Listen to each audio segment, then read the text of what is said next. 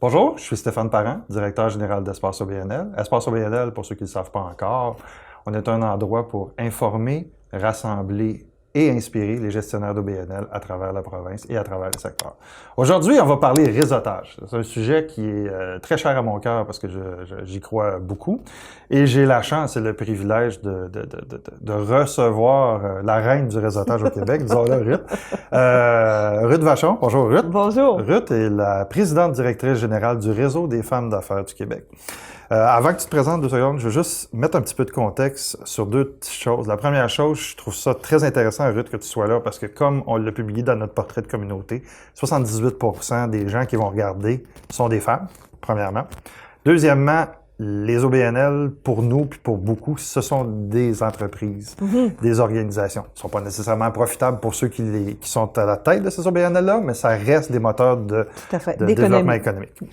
Ruth, je te laisse te présenter, puis après ça, on va y aller avec nos petites questions puis le petit contenu qu'on a développé. Alors, merci de m'accueillir chez vous. Pour moi, c'est un plaisir d'être ici parce que c'est vrai qu'il y a énormément de femmes qui sont dans des OBNL. On en a beaucoup dans nos membres.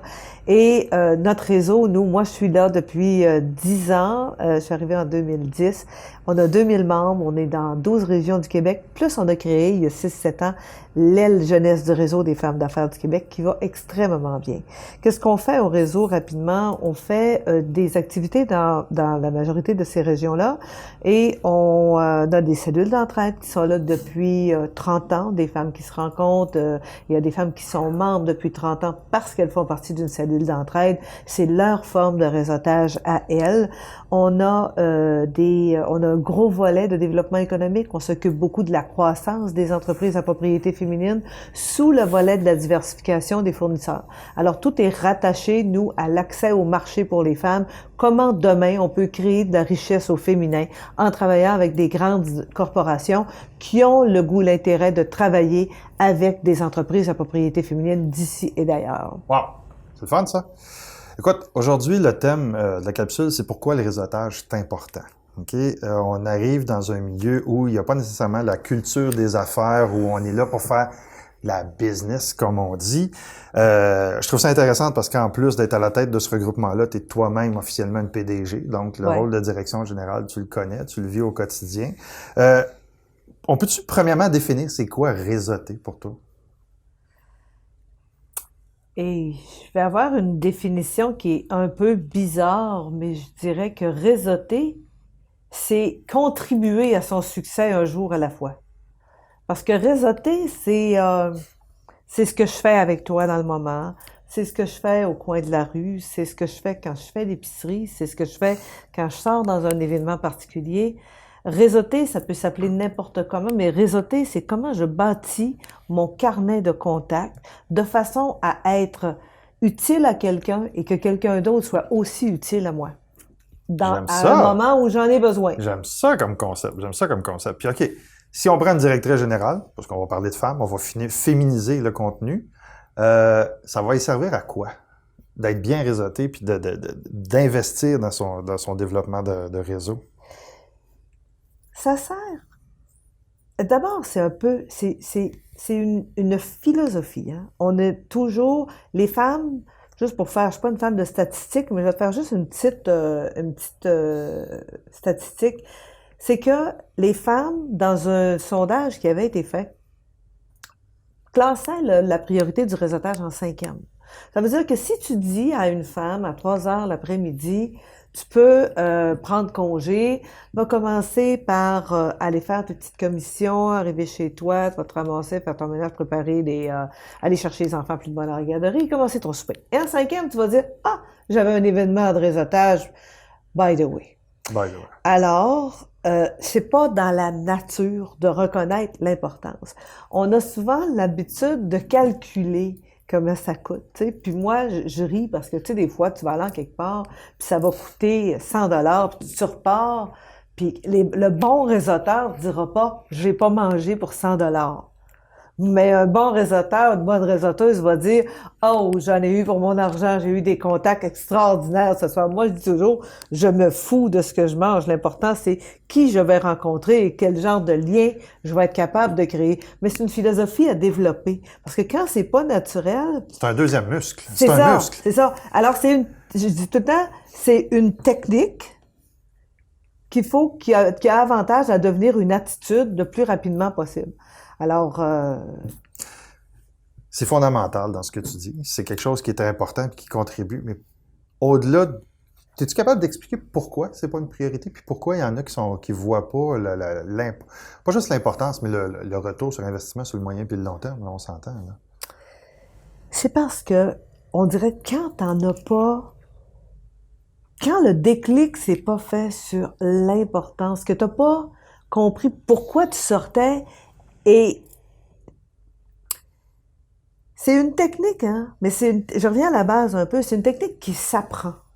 Des fois, je rencontre des gens qui me disent « Ruth, moi là, je suis membre de tel réseau et honnêtement, ça m'a jamais rien donné.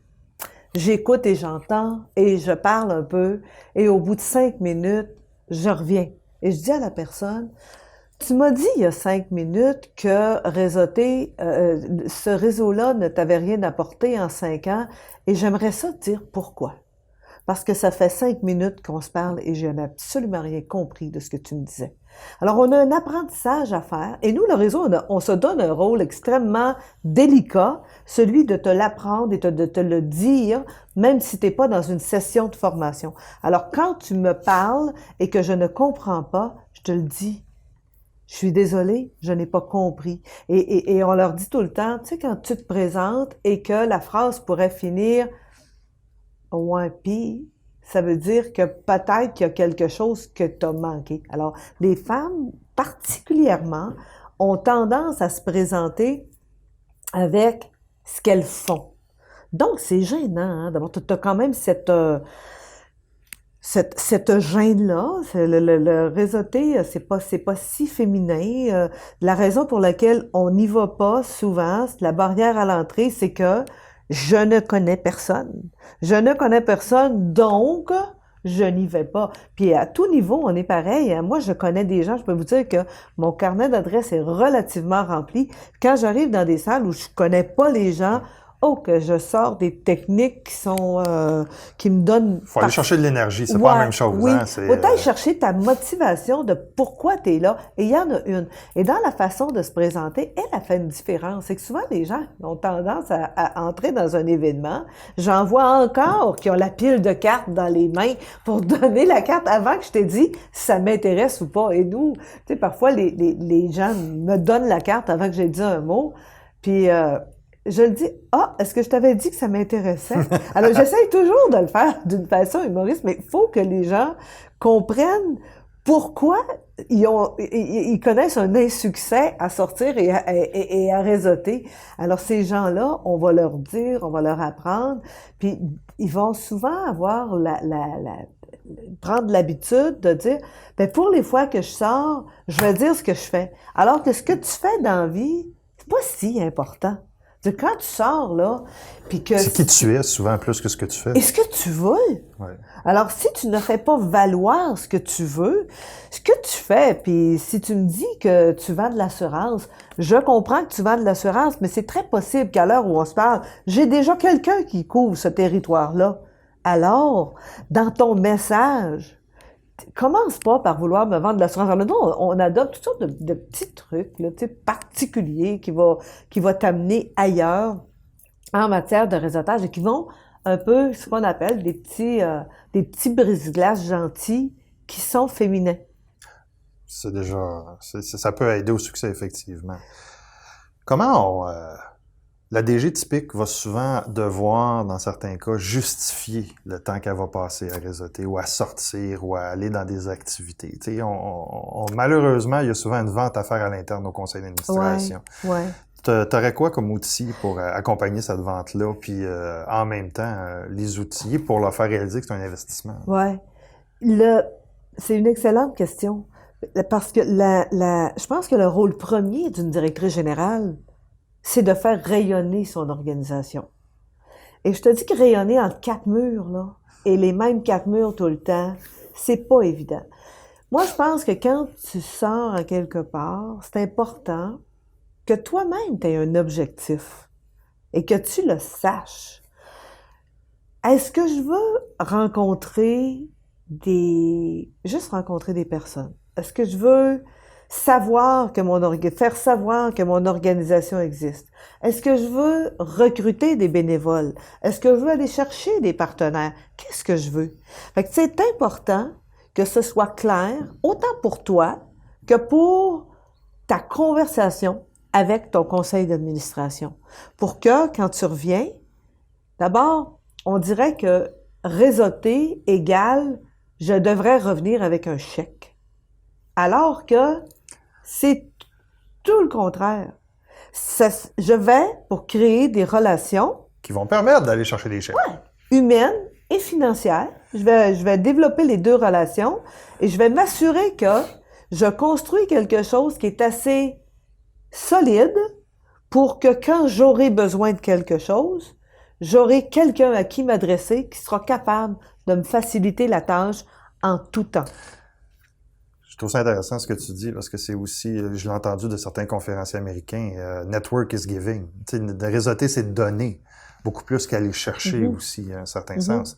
Puis c'est un petit peu, là on parle de réseautage très présentiel, mais je suis curieux aussi de t'entendre sur le réseautage plus numérique. LinkedIn, pour pas le nommer, ou même, non, on va aller plus large que ça, parce que les autres plateformes permettent un certain réseautage. Là, moi, j'utilise beaucoup Facebook à travers, des fois, le réseau contact plus proche, des fois, les groupes. Tu sais, il y a, dans les réflexes, les muscles, les habitudes dont tu parlais, il y a des saines habitudes à avoir au niveau des médias électroniques aussi. Oui. Tu sais, d'abord, l'humain reste encore humain. Hein? On espère. Et pour fusionner deux choses, ça prend deux matériaux. Moi, je trouve que c'est hyper important, avant de créer ce lien-là électronique, que tu aies la chance d'avoir un contact humain avec cette personne-là. Parfois, c'est pas possible. Mais je trouve qu'il y a des techniques qui s'appliquent sur les médias sociaux qui sont inappropriées. Il y a et de l'approprié et de la base, là, on s'entend aussi. Là. Mais totalement inapproprié. Tu sais, quand quelqu'un t'approche sur LinkedIn, par exemple, et que tu réponds oui parce que, OK, moi je regarde pour sélectionner un peu dans le réseau. OK, est-ce que cette personne-là est en lien avec beaucoup de mes contacts? OK, est en lien avec 50 de mes contacts, alors oui, ça va. OK. Fait que tu acceptes. Le message qui vient tout de suite après? Ouais. Le message qui vient tout de suite après, c'est « Merci de m'accepter dans mon réseau. » Et là, le texte est long comme ça à « Moi, je vends ça. » Et moi, là, je n'ai pas créé de lien. C'est comme les gens, physiquement, qui te disent « C'est drôle, on dirait que tu me réfères jamais. » Je réponds « Bien sûr, je te réfère jamais. Parce que j'ai un nom à respecter. » Et je ne te connais pas. Fait que t'es dans mon réseau, fine, merci beaucoup, j'apprécie. Mais il y a une différence entre être dans le réseau et avoir une relation. Tout à fait. Et encore plus, être assez à l'aise pour aller un peu plus loin dans la relation aussi. Tout à fait. Tu parles de référer, c'est une chose, engager, c'est une deuxième aussi. Tout à fait. Puis d'être capable aussi de pouvoir parler d'une personne à quelqu'un d'autre à un niveau, tu sais, pour un poste éventuel ou ainsi de suite. Là, c'est un autre niveau de rapprochement aussi. Oui, tu sais, tu le prends de deux façons. Tu sais, le réseau, c'est donné, là, c'est ce qu'on disait tantôt, ce qu'on dit toujours, ce qu'on apprend tout le temps. Moi, je dis toujours la première phrase quand tu rencontres quelqu'un, après que tu as dit 2-3 mots, c'est « Comment je peux t'aider? Comment je peux t'aider dans ça? » Et les gens, d'abord, sont surpris. Et parce que moi, au début, on a tellement renversé cette vapeur-là, puis ça me fait sourire, puis je suis contente à la fois. Au début, quand j'approchais les gens, puis qu'ils me disaient toujours « Ah oui, ton réseau, qu'est-ce que ça va me donner? » Genre, et dans ma tête à moi, c'était pas certaine, c'est le genre de membre que je veux avoir. Et on a tellement poussé cette culture-là que je dirais que le 3/4 de nos membres vont s'approcher comme ça. « Hey, comment je peux t'aider? Tu quelque chose que je peux faire pour toi? » Parce que ça, là, une phrase comme ça, c'est impossible que ça revienne pas. Le réseautage, c'est un jeu C'est drôle, de hein? ping-pong. Quelqu'un qui t'approche, puis je reviens encore à l'électronique parce qu'on peut, en 2020, on peut pas dissocier les deux. Quelqu'un qui t'approche puis qui va te pousser son message, tu vas te réfracter. Mais quelqu'un qui t'approche et dit, hey, j'ai une question pour toi, Tout à fait. Tu vas vouloir y répondre. Tout à fait. Puis là, c'est le principe aussi des conversations puis du restant, puis de pouvoir contribuer aussi. Fait que je pense que ce que tu amènes est super important sur le fait de comprendre que les meilleurs réseauteurs sont souvent ceux qui donnent le plus. Tout à fait. Et que peut-être qu'aujourd'hui, j'en aurais pas besoin, mais peut-être qu'une autre journée, ça peut arriver. Tu sais, puis pour ceux qui écoutent la capsule, je pense que c'est important aussi. On voit le réseautage comme étant un élément de business, mais c'est important en philanthropie, c'est important en bénévolat, c'est important en embauche maintenant. C'est la notion même de diriger une organisation, c'est de mobiliser. Puis pour mobiliser, pour assumer un leadership, il faut être capable d'avoir des gens autour qu'on peut mobiliser. Tout à fait. Donc, je trouve ça intéressant ce que tu dis à ce niveau-là aussi. Je veux juste revenir un petit peu tantôt parce qu'on disait pourquoi une DG sortirait. Je te dirais pourquoi une DG, parce que on disait tantôt qu'on a très fort pourcentage où c'est des femmes. On va revenir là-dessus, la différence homme-femme. Je suis curieux de t'entendre. Oui, et en plus, c'est que les femmes, la particularité qu'elles ont, elles sont extrêmement généreuses. Les femmes aiment donner. Fait qu'une DG d'OBNL qui s'en vient dans un réseau comme ça, parce qu'on sait que OBNL dit souvent « j'ai besoin de bénévoles ». Alors, c'est une manne extraordinaire pour trouver des volontaires à notre cause. Ouais. Ma cause n'est pas la cause de toutes, mais on a tout quelqu'un qui est intéressé à notre cause. Ça reste aussi ça. Tout à fait. C'est je pense que il y a un des mots-clés que tu as dit tantôt, puis je vais retenir, puis qu'on va réutiliser dans d'autres contenus, c'est le mot rayonnement. Ouais. Si tu sors pas, c'est dur de rayonner. En rayonnant pas, tu sais, on parle beaucoup de pénurie de main-d'œuvre ces temps-ci. Fait que qui va être intéressé à participer comme bénévole? Qui va être intéressé à être ton donateur? Puis qui va être intéressé à être ton employé si tu ne rayonnes pas? Par rapport à une autre organisation, c'est pas juste une question de grosseur d'organisation. On dit souvent que c'est les grosses qui ramassent tout, mais c'est pas juste une question de grosseur. Non. Tu sais, on parlait des médias sociaux. Puis un point qui est important, c'est que les OBNL, on n'est pas tagués pour être ceux qui ont le plus d'argent. Non. Et les médias sociaux bien utilisés... Ça reste de l'argent public, fait qu'il faut que ça soit géré aussi. Oui, dans bien des cas. Pas tout le temps. Non, mais en toute transparence.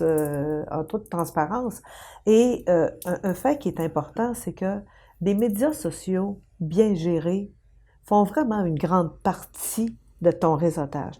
Moi, par exemple, je sors relativement beaucoup, OK? Mais les réseaux sociaux font un très beau boulot parce que je pense qu'on les utilise à bon escient. Alors, il y a une utilisation intéressante et il y a une utilisation en exagération. Ce qui fait que, à un moment donné, quand tu verses de l'autre côté, c'est comme la personne que t'approche parce que tu as vu dans ton réseau et que tu défiles le message long comme ça. Alors, je trouve que on n'est pas obligé d'être nous-mêmes, comme directeur général, sur les médias sociaux, à le faire nous-mêmes, mais on doit comprendre qu'est-ce que ça nous apporte, qu'est-ce que ça peut nous apporter, comment l'utiliser et comment donner l'ordre de bien l'utiliser. Parce que la surutilisation devient, qu'est-ce que tu fais quand tu vois ça? Tu cliques sur « prochain ». Exactement. Et tu ne lis plus, ça ne t'intéresse plus. Exactement. Fait que moi, je trouve que, entre autres, à un moment donné, il y a un vice-président de banque qui téléphone au bureau, puis normalement, en tant qu'OBNL, c'est nous qui courons après eux pour avoir des sous ou de l'aide. Et puis, je dis « Ah oui, je prends l'appel. » Et cette personne-là me dit « Madame, je vous félicite pour votre attitude sur les médias sociaux. Vous êtes excellente, vous en faites juste un peu, juste bien. La dose est vraiment bonne, j'ai eu le goût de vous appeler pour vous en parler. » C'est dit qu'après ça, quand tu viens pour demander un chèque, là, pas mal plus facile. effectivement. Pas mal plus facile. On disait homme-femme. Tu as des différences dans le réseautage? Je trouve que, d'abord, leur expérience date de plus longue date, pour me répéter. Du temps des Grecs ou des Romains, je pense. Ouais. Ça fait un petit peu plus longtemps. Ouais. Puis,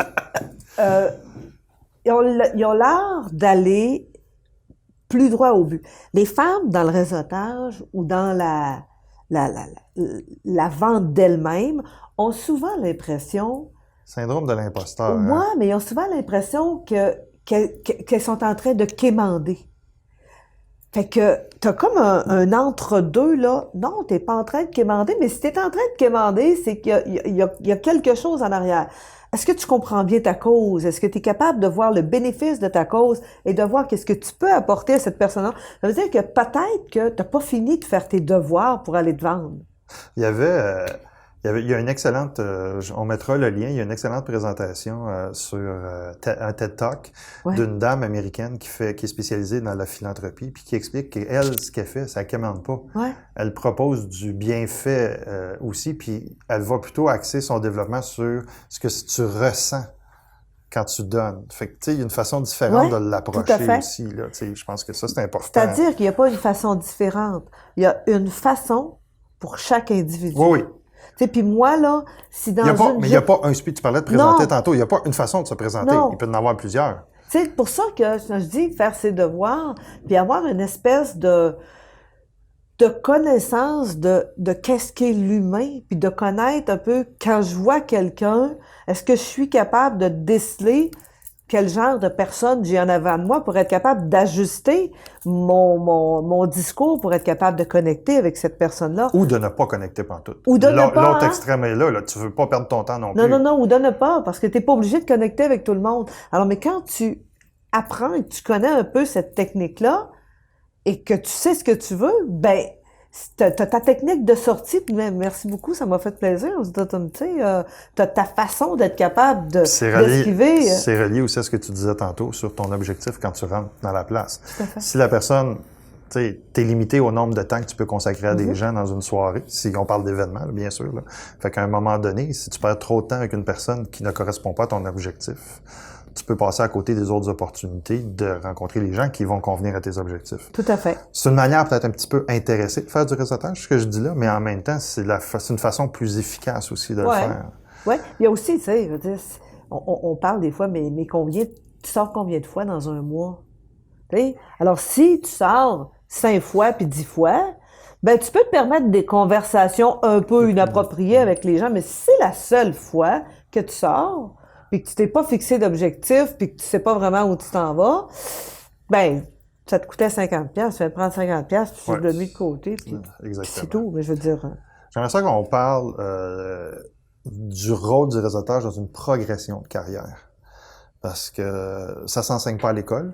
Non. Ça se vit à l'école, par contre. Tu sais, ceux qui sont impliqués dans les associations étudiantes, le parascolaire, moi, je viens de ce que je fais maintenant dans la vie vient de mes implications à l'école, puis vient de qui j'étais plus jeune en termes d'implication. Je regarde la moitié de la CAQ actuellement. Il y en a plusieurs ou des libéraux que j'ai connus dans une autre. Je pense à la ministre Joly, ou il y a des gens, Dominique Anglade à la Jeune Chambre de commerce. On évolue tous à un moment donné, puis c'est pas toujours dans 2 semaines, dans 3 semaines que le contact sert. Ça peut être 10 ans, 15 ans, 20 ans plus tard. De là l'importance de ne rien ménager avec un contact et de toujours avoir une attitude correcte. Que ce soit avec n'importe qui, hein, parce que la personne que je vois aujourd'hui dans ce rôle-là, qui peut m'être inférieure ou supérieure, peu importe, demain peut être totalement dans un autre rôle. Mais comment on se sort de tous ceux qui veulent venir prendre un café pour jaser ou parce qu'ils cherchent un job, ils veulent te rencontrer aussi? Tu sais, t'as l'autre extrême aussi. Tu te dis, je veux pas négliger personne, mais écoute, là, je suis en recherche de poste, je veux te parler de ce que je cherche, peux-tu prendre un café avec toi? Quand t'en reçois 3 dans la même semaine puis que ton agenda est déjà loadé, à un moment donné, tu peux pas, c'est pas quelque chose que tu peux inscrire dans ta démarche quotidienne. Non. Prendre un petit café, je ne sais pas combien de demandes de petits cafés par jour j'ai, là. Et je ne fais pas ça. D'abord, je le dis, j'essaye de le dire calmement, là, mais tu sais, ces gens-là, 3/4 du temps, c'est des gens qui n'ont pas pris soin de bâtir leur réseau puis de construire ça, un contact à la fois, en le respectant un jour à la fois. Alors, ces gens-là ont jamais le temps de réseauter. Et puis là, tout à coup, là, tu deviens là, On devient pas, oui. de queen. Quelqu'un m'a dit là, que vous étiez une femme avec un réseau incroyable. Ma fille vient de perdre sa job, puis là, elle aimerait tellement ça, trouver quelque chose d'extraordinaire. Ou le cas classique. Je n'ai pas de mots pour dire à quel point. Le cas classique du client que tu essayes de rejoindre, que tu passes à travers sa secrétaire, tu n'es pas capable de le rejoindre jusqu'à temps qu'il perde sa job. Ouais. Et là, le lendemain, oh, hey, toi, écoute, t'es bien connecté, on peut-tu se voir? Oui, ça aussi, je l'ai vécu. C'est même pas un petit sourire que j'ai dans la tête, ça me fait pitié. Parce que les gens qui sont dépendants du réseau de quelqu'un d'autre sont dépendants des autres pour construire leur vie. Moi, je trouve que il y a toutes sortes de jeux qui sont intéressants dans la vie, là, mais jouer au réseautage, là, ça doit être le jeu le plus important puis le plus payant que tu puisses avoir, parce que quand tu passes là, l'autre côté de la frontière, puis que tu réalises, tu as une espèce de période d'inconfort là, que tu as toujours quand tu es en pleine période d'apprentissage, mais quand tu passes de l'autre côté là, et que tout devient agréable, là, ça veut dire que t'as pas de problèmes fiscaux, t'as pas de problèmes légaux, t'as pas de problème. Non, parce que t'as toujours quelqu'un à te référer. Hey, puis moi, je donne ma vie. Ça me gêne pas de demander à quelqu'un, hey, as-tu 2 minutes, as-tu? Parce que quand quelqu'un a besoin, je vais y avoir donné. Moi, je mets bien de la banque. Mais il y a des gens à qui je dois Saint-Pierre t'attend au paradis. C'est ce que je comprends. Je suis certaine qu'il m'attend au paradis. Écoute, je dirais une dernière question pour qu'on termine, parce que le temps passe à une vitesse folle. Je savais qu'il fallait se restreindre. Tu connais des directrices générales. C'est quoi les principaux conseils que tu leur donnes quand ils rentrent dans le réseau? Engagez-vous à quelque chose.